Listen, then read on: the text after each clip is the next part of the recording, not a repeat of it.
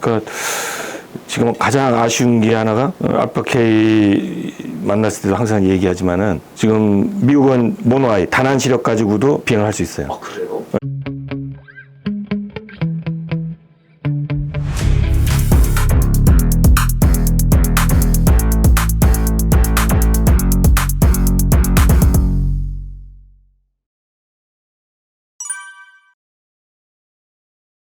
그러니까 지금 가장 아쉬운 게 하나가 알파-K 만났을 때도 항상 얘기하지만은 지금 미국은 모노아이 단한 시력 가지고도 비행을 할 수 있어요. 핸디캡 파일럿에 대한 그 구제 제도가 있다고. 진행되지 않는, 내가 저 한쪽으로 완전 다쳐서 실명했던, 아니면 팔다리 어떻게 다쳐서 의족을 달았던, 한 번에 영구적인 장애가 남는 조종사에 한해서 이 사람이 실제 비행 업무 하는데 지장이 없는지 시뮬레이션 하니까 테스트해서 문제가 없으면은 F에서 그 사람은 계속 신체검사 증명서를 발급할 수 있도록 고유 번호를 줘요. 소다 번호를 주는데 그런 이제 제도가 미국은 돼 있어요. 바로 이제 복지국가로 갈수록 그런 게 필요한 거죠. 무조건 장애가 있다 해서 무조건 비행 못하는 게 아니라 장애가 있지만은 현재 현업에서 할 수 있는 충분한 증명이 되면은 비행할 수 있게 해주는 게 좋은 거죠. 그런 이제 핸디캡 제도가 우리나라도 이제 서서히 이제 제도를 만들어야 되지 않을까 하는 생각입니다.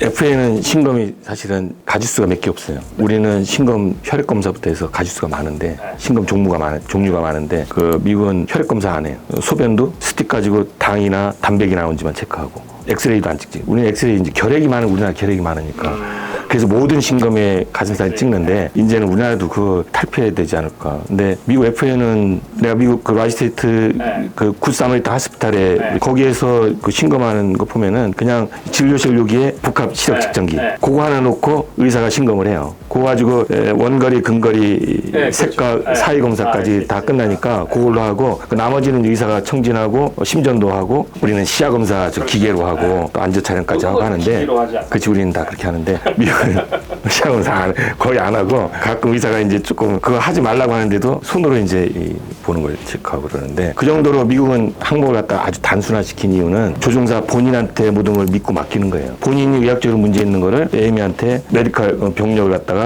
일찍고 다 하라. 거기서 에이미가 그걸 보고 만약 안과적으로 정밀검사 필요하다면 안과 의사한테 보내서 정밀검사 추가시켜서 검토를 하고, 모든 걸 조종사 본인한테 맡기는 거죠. 기반이네요, 어떻게 보면. 그렇지. 노티스에서 경고문이 들어가 있. 만약에 허위로 했을 때에는 25만 불의 벌금을 물거나 5년 이하의 징역을 달거나 아니면 둘 다 할 수도 있다. 그런 이제 경고문을 넣어놨죠, 경고문을. 그러다 보니까 검사를 그렇게 많이 할 필요가 없는 거죠. 본인이 어떤 문제가 생겼으면 그걸 본인이 기록을 하고, 거기에 대해서 자료가 필요하면 가서 검사실 가져오게 하고. 경험이 많은 조종사들은 우리가 훈련 받지 않은 문제가 생겼을 때 그걸 경험해서 그걸 갖다 문제점을 해결하고 가더라. 나이가 들수록 인지기능 판단력은 저하되지만 그 대신에 비행 경력이 그걸 갖다 충분히 커버하고 남는다. 그러니까 항공 안전에는 큰 문제가 없다. 그렇게 돼서 증명을 한 거네요. 그렇게 해서 정년을 연장한 거죠. 미국 65세, 그리고 따라서 우리 65세 했지만은 지금 72세까지 한 나라도 많고, 일본도 67세까지로. 2014년부터 거의 67세로. 그럼 일본 라인 조종사들은 67세까지? 국내에서는 67세. 옛날에 60세 할 때도 일본은 63세까지 했다고, 국내에서. 일본은 지금 67세 하고 있고, 아예 신체검사 그만 통과되면 하는 정년이 없는 나라도 9개 나라가 있다고. 정년은 그렇게 문제되지 않아요. 우리도 지금 모든, 사회 모든 분야가 지금 정년 연장 얘기가 나오는데, 그건 그렇게 문제가 됩니다. 다른 나라가 안 하는 걸 우리가 먼저 앞서서 풀려면은 거기에 대한 스타디가 돼야지. 그래서 우리가 뭐 이렇게 할 수는 없고, 그럼 거기에 데이터를 가지고 있어야지. 그래가지고 우리가 풀 수가 있는 거지. 그거 없이 풀면은 그거는 그렇죠. 진짜 그렇죠. 객기 부리는 거지. 안 되는 거지. 조종사 피로도에 대해서 객관적인 자료가 없다 보니까 없어. 요새 그런 이런 워치들 같은 거, 스마트워치들 같은 거 있잖아요. 그거를 어떻게 하나씩 다 채워가지고 이제 피로도를 측정할 수 있는 어떤 의학적인 툴을 적용해서 뭐 한 달을 채워서 간다 뭐 이런 거 막 얘기하고 그랬는데, 그런 것들이 그냥 말로만 끝날 게 아니라 어떻게 보면 좀 구체화 시키면은 그런 게 자꾸 이제 디지털 헬스에서 자꾸 이제 개발을 하니까 나오면 어떻게 활용할지 모르겠지만은 아직은 안 되지. 나사에서도 우주 비행사 훈련시키는 과정이 워낙 혹독하니까 중간에 스트레스를 이기지 못해서 도태되는 사람이 많다고. 이 도태되는 일을 줄이기 위해서 나사에서 스트레스 척도, 피로도 이런 것들을 했었다고. 근데 객관화를 못한 이유가, 우리가 100을 기준으로 했을 때 어떤 사람은 120도 이겨내는데 어떤 사람은 80에서도 못 베기는 사람이 있다. 개인차가 너무 많다. 기질이 그런 피로도나 이런 것들은 주관적인 개인차가 너무 많아서 본인이 힘들다 그러면 설령 그 사람이 꾀병이라 생각 들더라도 일단 힘들다 그러면 그 사람은 그 힘든 걸로 해서 좀 쉬게 해줘야 된다고. 관리자 입장에서는 꾀병이라 해서 무조건 막 그런 소리 하지 말라고 계속 시키려고 하는데 이제는 그렇게 하지 말고 본인이 정말 힘들다 그러면은 좀 쉬게 해주는 게 나아. 그게 또 분위기. 누가 이제 그렇게 조금 힘들긴 하지만 아무튼 그 요령펴서 쉬었다. 그러면 다른 사람들이 또 흉내를 내니까 모방 너무 많이 일어나지. 이게 이제 그런 것 때문에 이제 관리자가 적당히 조절해야 되는데 그렇더라도 본인이 힘든 거는 힘들다고 봐주라는 거지. 억지로 끌고 가다 보면 오히려 사고가 날 수도 있다.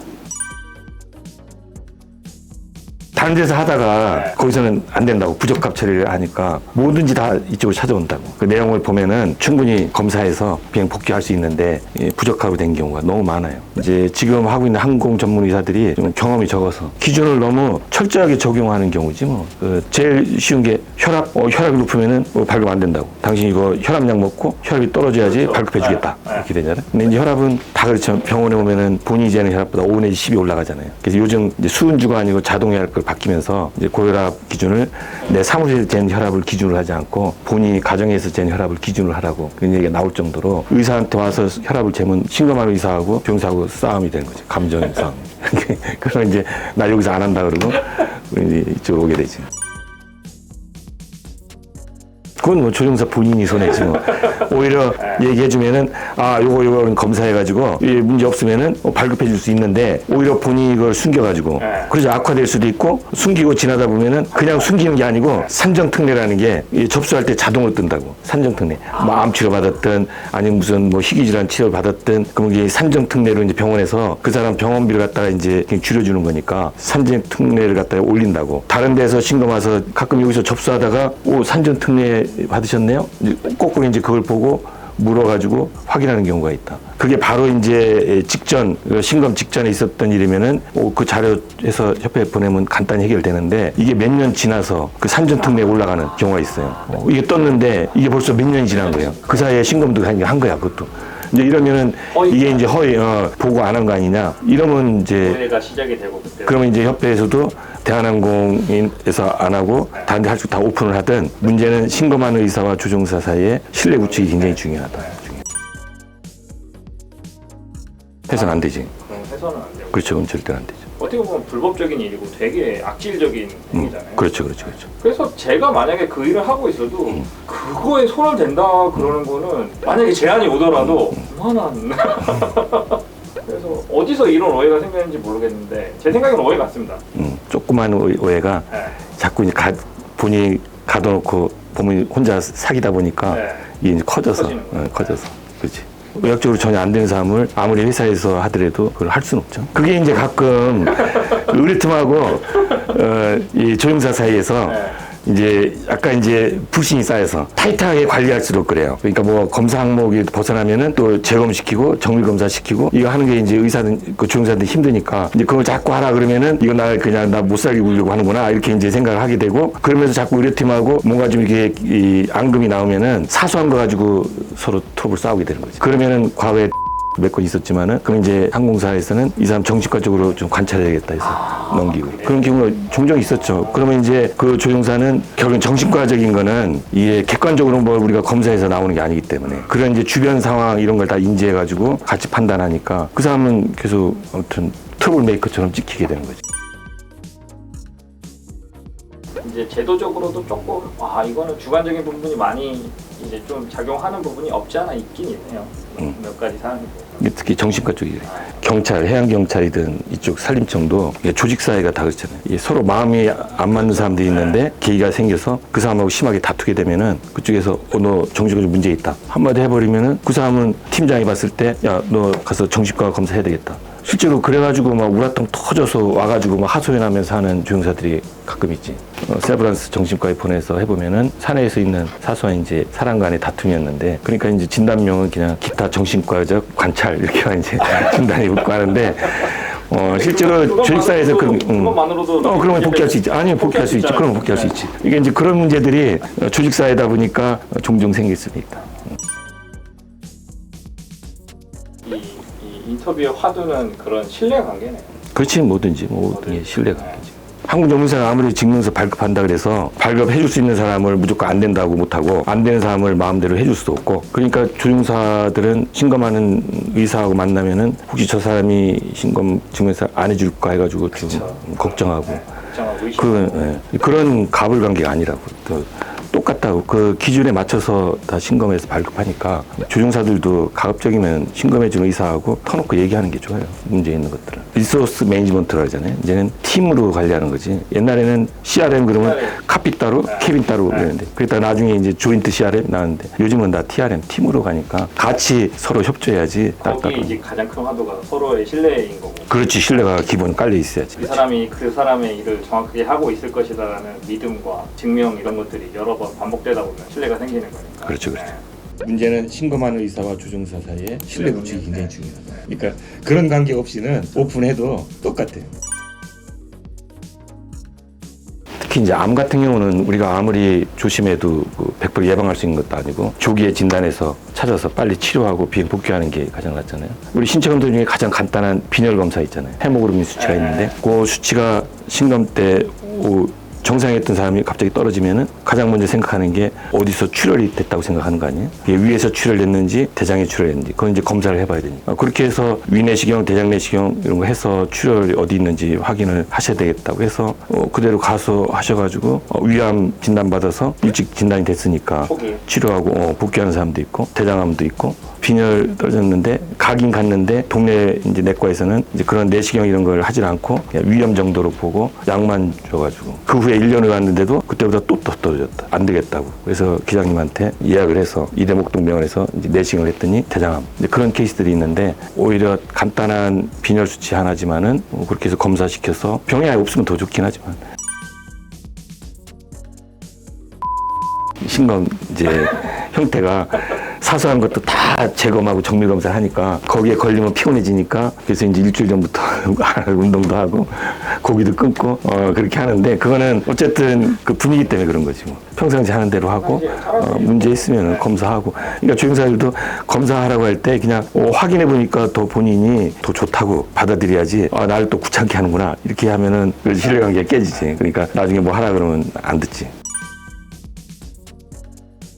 혈관을 건강하게 유지하려면은 혈압, 혈당, 콜레스테롤을 잘 관리해야 된다. 이게 혈관을 결국 막히게 하니까. 이거는 뭐 나이 들어서 뭐 시작해서가 아니고 20대부터도 시작을 해야 된다. 그 세 가지는 철저하게 관리하는 게 굉장히 중요하다. 그래야 어렵잖아요, 근데 제일 어렵잖아요. 그렇지. 근데 그걸 잘 해야 된다. 그래야 이 콩팥 혈관 막히고 심장 혈관 막히고 뇌혈관 막히는 거를 예방할 수가 있어요. 정상이면 문제 없는데 높으면은 집에서 본인이 측정을 해야지. 그래서 집에서 본인이 쟀는데도 계속 높게 튀면은 130에 80 이상 튀면은 그건 혈압이 높은 거죠. 혈압을 떨어뜨려야지. 관리를 해야지. 혈당도 그렇고 콜레스테롤도 그렇고. 그러면 이제 제 진짜 소쪽한 조종사의 심정으로는 할 수 있는 게 없잖아요. 뭐 운동 조금 더 하고 그다음에 먹는 것 좀 가려 먹고 뭐 이 정도밖에 없는데 뭐 그렇게 많이 노력한다고 하더라도 이 수치가 드라마틱하게 또 바뀌지는 않으니까. 그게 이제 이 콜레스테롤 같은 경우는 전에는 이제 본인이 정말 열심히 3개월 동안 운동도 많이 하고 정말 채식 위주로 그렇게 식사를 했는데도 수치가 별로 변화가 없는 사람들이 있다고. 보통 의사들이 그냥 가족력이 있나 보다 이렇게 했는데 요즘은 그게 아니라는 거지. 본인 몸에서 콜레스테롤을 많이 만들어내는 거예요. 우리가 기름기 하나 안 먹어도 우리 몸에서 콜레스테롤을 만들어내요. 왜냐하면 우리 몸에 있는 각종 호르몬의 주성분이 콜레스테롤이니까. 필요한 양만큼만 만들어야 되는데 그 이상 더 만드는 거죠. 본인이 운동, 식이요법 관계 없기 때문에 이건 약으로 끌어내릴 수밖에 없어요.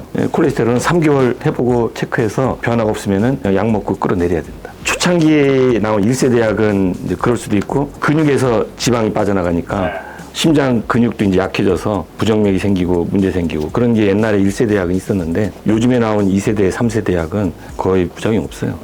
그래서 그냥 안심하고 먹어도 돼요. 그리고 그러다 보니까 FA도 그렇고 우리나라 협회도 그렇고 고지혈증은 아예 자문이 올리지도 않는다. 콜레스테롤은 관리하는 게 낫죠. 안 먹는 것보다는. 안 먹는 거보다. 저 먹어야겠네요. 그렇지. 그러니까 우리나라 그 조종사들 내 강의도 항상 가지만은 지금 그 FA나 이런 데서는 요즘은 일반인뿐만 아니라 모든 조종사도 웰빙 상태에서 최상의 건강 상태에서 비행하는 게 능률도 오르고 조종사 건강에도 도움이 되니까 그런 웰빙 상태에서 정신적으로나 신체적으로나 사회적으로 가장 본인이 편한 상태에서 비행해 주는 게 제일 좋은데 하는 걸로 관리할 수 있는 명시한 게 스케줄을 좀 레귤러하게 해줘라. 오전 했던 사람을 갖다가 그 다음날 야간에 집어넣고 야간에 했던 사람을 오전에 집어넣고 그러니까 이러면은 그 사람의 본인 생체 리듬이 깨진다고. 피부 트러블 생기고 감기 자주 걸리고 그러다가 암도 걸릴 수 있고. 이 스케줄 좀 레귤러하게. 그러니까 오전 타임에 출발하는 사람은 적어도 한 달 이상 계속 가게 끌어주고 바꾸면은 또 그대로 또 한 달 이상 가게 하고. 그러면 인력이 많아져야지. 그렇지. 그게 그러니까 항상 그 다음에 이제 본인들의 그 스트레스, 네. 본인이 만드는 스트레스, 네. 그 중에서도 이제 관리할 수 있는 게 술, 담배, 커피. 그거 완전 끊게 하라. 예, 술, 담배 끊게 하고, 카페인은 꼭 커피는 아닌데 에너지 드링크는 절대 먹게 하지 말라. 졸리면 카페인 음료 먹는데 네. 그건 안 돼. 카페인 용량이 너무 높다고. 그것 때문에 부정맥이 생겨서 심지어 미국에서는 죽는 사람도 있다고. 그러다가 잘못하면 이제 부정맥이 와서 잘못하면 죽을 수도 있다. 카페인 음료는 완전 조종사들은 금기시하도록. 그 정도 관계. 그리고 이제 워라벨이야. 일하고 생활하고 자기 워라벨. 제일 편하게 접할 수 있는 게 이 나온 세부 판정 매뉴얼. 여기에 나와 있죠. 매뉴얼. 세부 판정. 에이미한테는 하나씩 지급되고 네. 이 협회 홈페이지에도 올라가 있고 그 협회 얘기하면 책을 아마 알파케이 줄 거예요. 미국도 네. 그 신검하는 에이미들한테 그 매뉴얼을 준다고. 네. 그래서 결국은 그 매뉴얼 보고 그쵸. 우리가 모든 거를 다 매뉴얼 할 수 없다고 매뉴얼을 보는 거지. 매뉴얼을 보면 돼. 매뉴얼. 다는 안 나와 있지만 본인이 해당되는 부분이 찾아서 그렇지. 뭘 그렇지. 순치적으로 아니면 뭐 어떤 증상에 대해서 이렇게 서술이 돼 있나요? 그렇지, 돼 있지. 지금 항공사에서 가는 거는 이제 강의실에 있는 조종사들 모아놓고는 하는데 유튜브로 그러니까 이것도 또 새롭네. 네. 괜찮지. 감사합니다. 네. 박수 한번 치겠습니다. 아이. 감사합니다. 네.